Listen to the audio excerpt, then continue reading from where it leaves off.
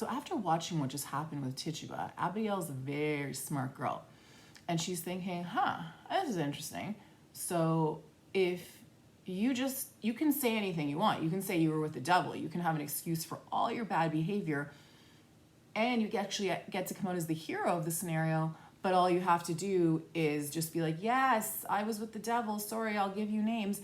And now all's well. So she's like, I'm going to take this. She's like, I like this opportunity. So now Abigail rises, staring as though inspired.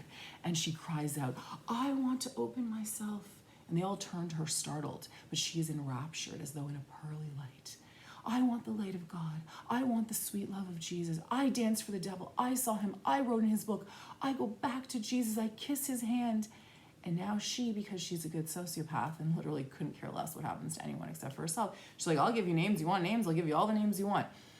I saw Sarah Good with the devil. I saw Goody Osborne with the devil. I saw Bridget Bishop with the devil. And as she's speaking, Betty rises up out of her bed, a fever in her eyes, and she picks up the chant. And we're going to see this phenomenon of sort of like the catchiness of hysteria, how it kind of has this ability to almost become infectious. And Betty says, I saw George Jacobs with the devil. I saw Goody Howe with the devil. And it's very chilling because she's almost like, again, in this trance-like state. And Paris says, she speaks. Oh, glory to God. It's broken. They're free. And Betty starts calling. I saw Bertha Bells with the devil. I saw Goody Sibber with the devil. And as this happens, as they're calling out these names, Putnam says, the marshal, I'll call the marshal. And they say, let the marshal bring irons.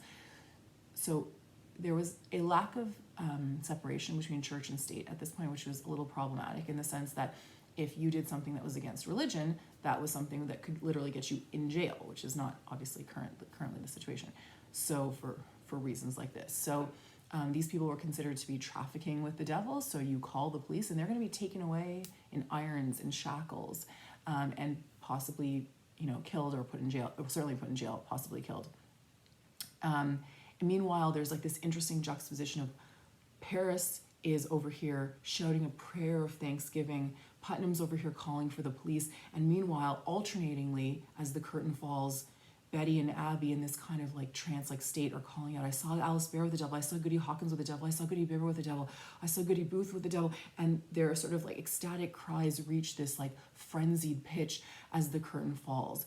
And at the end of Act 1, the sense that we have, the fear that we have, is that exactly what Proctor had said should not happen, which is everybody needs to stay calm, use common sense. Rebecca Nurse, Proctor, these people who are more common sense had said, let's not get hysterical here. And already we have hysteria, arrests, people naming names of good people, possibly good people in the community just to get the blame off of themselves. They're throwing other people under the bus, so we have a lot of betrayal going on. All of this, of course, is taking place only via language, rumor, accusation, with no proof, because again, this is going to be a complicated arena to prove that someone was with the devil. It's literally just someone else saying that in some supernatural state, they saw that person with the devil. And yet, as seemingly ridiculous as that is, that's going to now transfer into a setting where there are going to be court cases about this to prove that these things did or did not happen.